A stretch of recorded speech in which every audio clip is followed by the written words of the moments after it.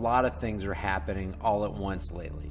Earthquakes, solar flares, an active alert for a volcano in Yellowstone, fires in the West, flooding in Texas, and hurricanes in the Atlantic and the Gulf of Mexico. But what we don't want when all the excitement and disasters blow over, or even during a disaster, is to find that even one person has lost his individual liberty just because the functionaries of some federal or state emergency agency decided that it would be for the greater good if people surrendered their autonomy so that Big Daddy government can come in and make everything all better. Never surrender your freedom. If you give away your liberty for a little bit of security, and you gotta know by now that it's a false security which the government provides, then you deserve neither liberty nor security.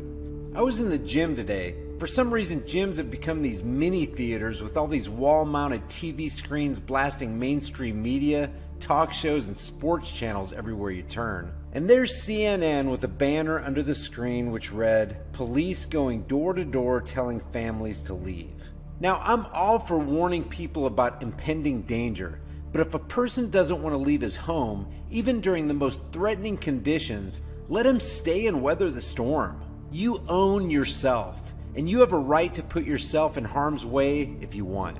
But listen to what the cop on the loudspeaker and what the reporter says. Take a listen here.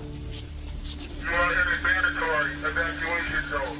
Please evacuate. This really captures the urgency, Wolf, of the situation where police squad cars are now going door to door telling people to evacuate. This is now a mandatory evacuation zone. We're in West Palm Beach on South Flagler Drive. You are in a mandatory evacuation zone. Again, it's one thing to warn people that this isn't a safe place to be, but to say that you don't have a choice but to leave is the loss of liberty that no one, under any circumstances, can legitimately force onto another person. And as you might guess, in regular CNN doublespeak style, after declaring this to be mandatory, the reporter contradicts himself and says the word mandatory is used only to express the real urgency. It is mandatory, but that is to express the real urgency and the need for you to get out. Then he lies, saying they can't physically go in and force people from their homes. But they cannot physically go in and force people from their homes. Well, this is about as close as they can come to doing that. Tell that to the many victims of martial law during Hurricane Katrina. I noticed during this segment the reporter took his earpiece out so he could talk about how it's mandatory for these residents to leave. I don't know what dictionary this guy's using, but mandatory means mandatory. You don't have a choice. Mandatory does not mean optional. When he starts to explain that police can't force people out of their homes, you can see that the earpiece is back in. So it looks like somebody may have told him to add that last piece to his story to make it sound like it wasn't so bad. Then we have this viral video from WKRG-TV chief meteorologist Alan Seals that got over 3.5 million views in a little over a day. As I was watching this, he said two very interesting things. See if you can catch it. Due west-northwestward for several days before turning over the weekend. Now, the models don't control the weather. It's the attempt to keep up with what's going on, calculate it, and regenerate another projection. Now, the storm itself has not really changed what it's doing.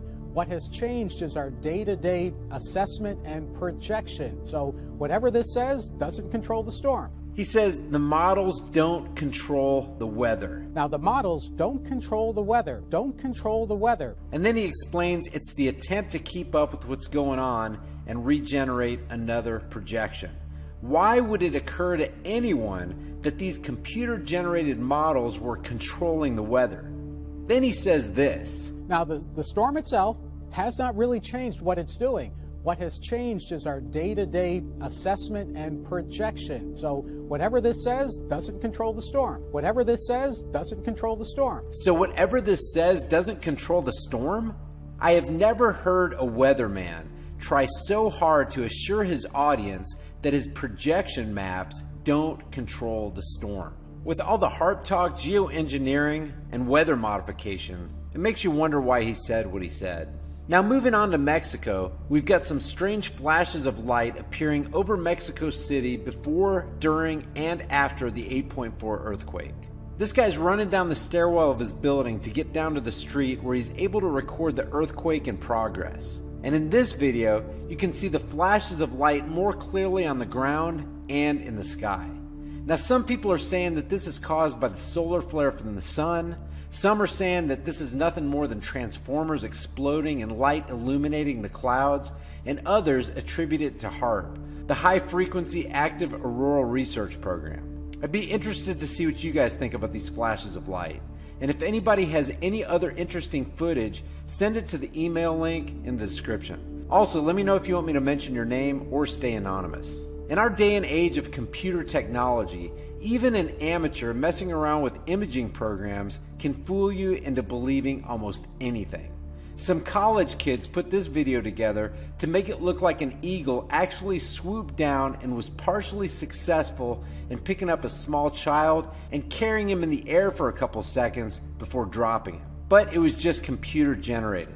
So I'm not really sure what to think about this video right here. This is an orb just sitting still in the sky, supposedly over Mexico.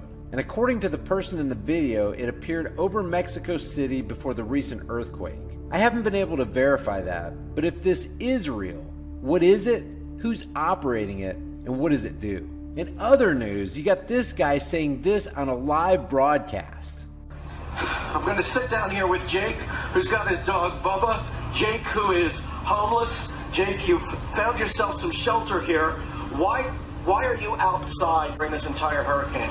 Well, I chose not to go inside yesterday because the Salvation Army and Russian Winds homeless shelter where they were accepting people were caught killing everybody that was in there. Let's listen to that again. Well, I chose not to go inside yesterday because the Salvation Army and Russian Winds homeless shelter where they were accepting people were caught killing everybody that was in there. So they want to help them as much so that they're never just walking out of here and feeling like they're going back onto the street. They've worked with them throughout the process here to help them adjust to this new world order that they're going to be living in after this. Help them adjust to this new world order, What the heck is that all about? And then you got these guys that stumbled on what looks like mass tombs, and this was supposedly recorded in Houston, Texas this month. Oh, dude.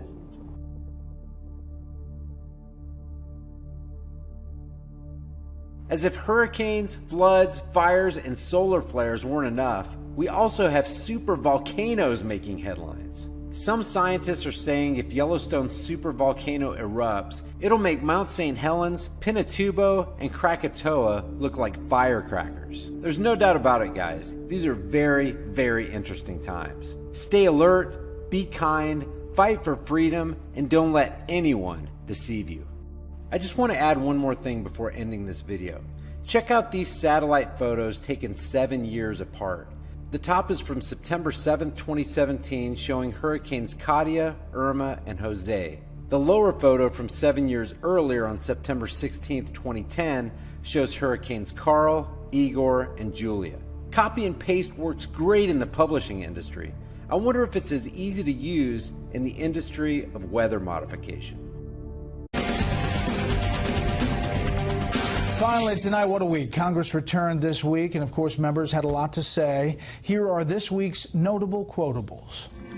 Complete strangers just showing up in my driveway saying, what can we do? They're showing up with supplies, with just some of them just for manpower, and that's what we needed. These are the President's immediate priorities: pass disaster relief, prevent a default, and fund the government. It's just really scary to know that what's around you is going to go up in flames like that. The program known as DACA that was effectuated under the Obama administration is being rescinded. I have a love for these people. It's not cold-hearted for the president to uphold the law. Chuck and Nancy would like to see something happen, and so do I. But I asked the president to do, and boom, boom, boom, the tweet appeared. My hands are too big.